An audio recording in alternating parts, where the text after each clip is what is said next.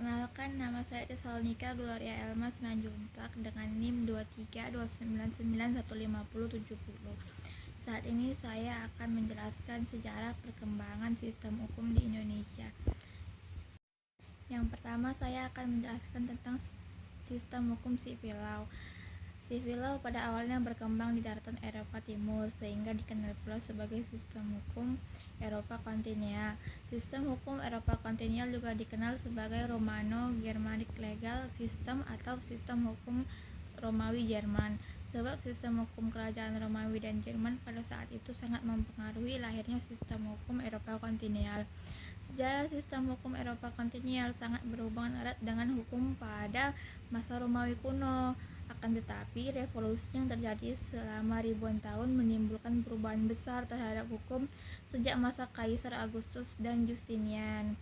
Hukum Romawi kuno tersebut merupakan cikal bakal terciptanya sistem hukum Eropa Kontinental. Awal mula pembentukan dan perkembangan sistem hukum Eropa Kontinental terjadi ketika terbentuknya The 12 Tables di tahun 450 sebelum Masehi, yang selanjutnya diikuti oleh terbentuknya kompilasi hukum Justinian di sekitar tahun 534 Masehi. Akan tetapi, setelah 1000 tahun pun, hukum Romawi masih mengalami perkembangan dengan semakin luasnya hukum Romawi ke berbagai negara. Hal ini terlihat dalam hukum Romawi versi Justinian yang terdapat dalam Corpus Juris Civilis, yang terdapat banyak perbedaan dengan aturan hukum klasik yang sebelumnya berlaku di hukum Romawi. Corpus Juris Civilis merupakan kompilasi aturan hukum yang terbuat berdasarkan arahan dari Raja Byzantium, yaitu Justinian di abad ke-6 Masehi. Oleh karena Corpus Juris Civilis dibuat di zaman pertengahan, maka juga mendapat pengaruh oleh pemikiran gereja-gereja. Memasuki abad ke-20, banyak perkembangan yang terjadi terhadap kaidah hukum di Eropa Kontinental. Bagi negara-negara penganut sistem hukum Eropa Kontinental, perkembangan teori hukum di abad ke-20 ditandai dengan membulurnya pengaruh kodifikasi hukum mereka. Faktor-faktor yang mempengaruhi diantaranya adalah yang pertama, perkembangan negara telah membentuk hukum yang telah berorientasi pada hukum kenegaraan dan administrasi negara.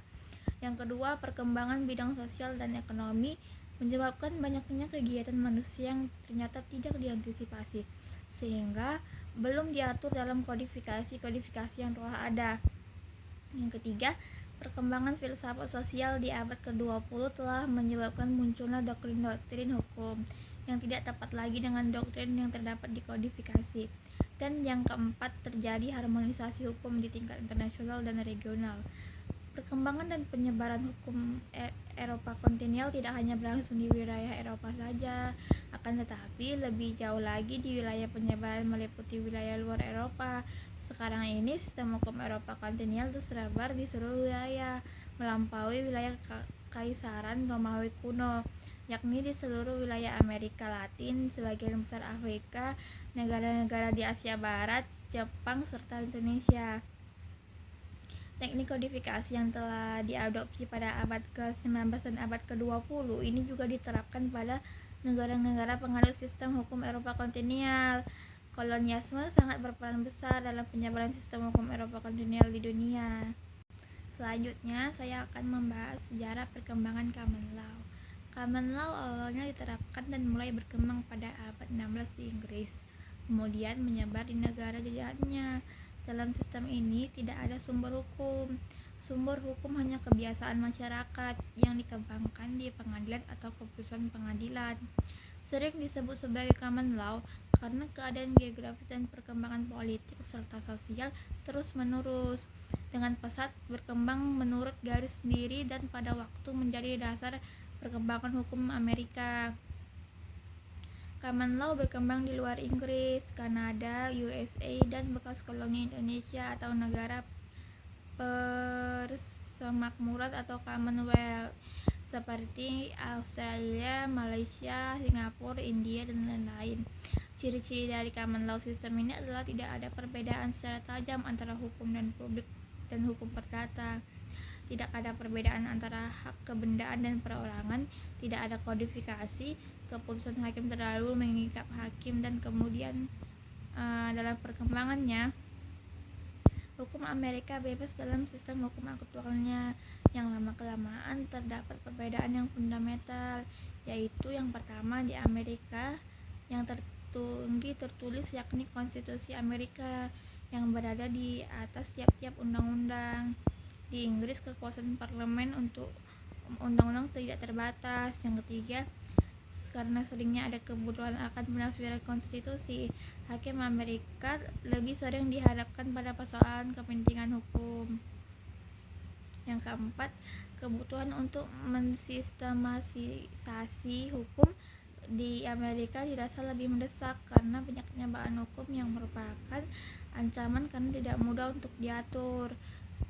Sadar akan keunggulan tatanan hukum mereka tersebut, orang-orang Inggris telah membawa dan sedikit banyak dipaksakan kepada semua negara yang mereka kuasai, yang mereka jajah, dengan hasil yang berbeda-beda.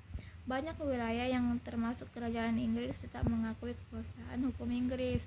Kanada misalnya sampai tahun 1949, dan beberapa negara-negara lain Selandia Baru, Hong Kong, dan Singapura bahkan sampai sekarang menganggap majelis pengadilan tertinggi yakni Judicial Committee of the Prince Council yang terdiri dari 3-5 anggota. Secara teknis, putusan-putusan instansi ini bukanlah merupakan aset-aset, melainkan nasihat-nasihat bagi pemerintah.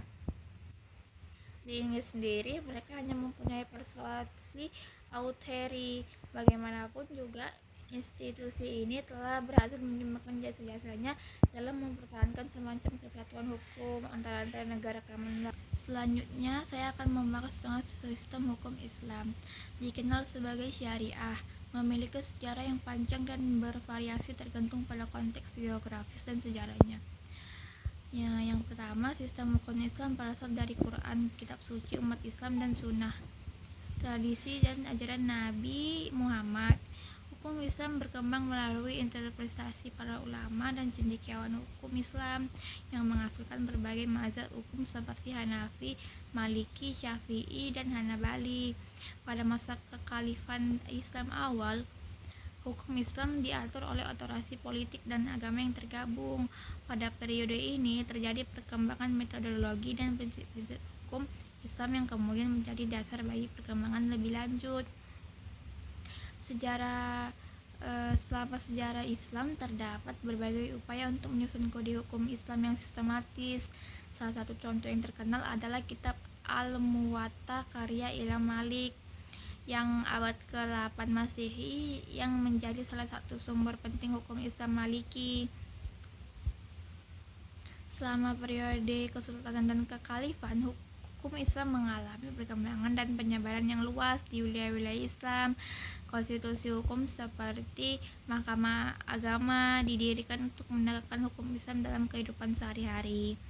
Berbagai wilayah Islam mengembangkan varian hukum Islam yang menggabungkan tradisi lokal dan budaya dengan prinsip-prinsip Islam. Misalnya, hukum Islam di Timur Tengah dapat berbeda dengan hukum Islam di Asia Selatan atau Asia Tenggara. Pada era modern, beberapa negara dengan mayoritas penduduk Muslim mulai mengadopsi elemen-elemen hukum Islam dalam sistem hukum nasional mereka. Contohnya adalah negara-negara yang menerapkan hukum keluarga Islam atau lembaga keuangan berdasarkan prinsip syariah.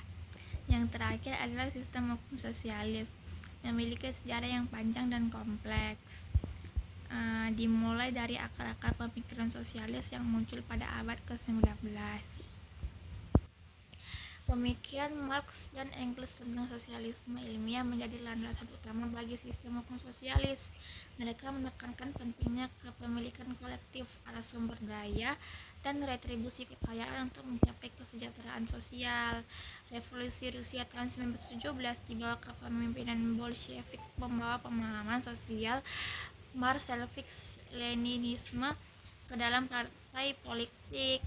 Ini mengarah pada pembentukan negara sosialis pertama, Uni Soviet, yang memiliki sistem hukum yang mencerminkan prinsip-prinsip sosialis.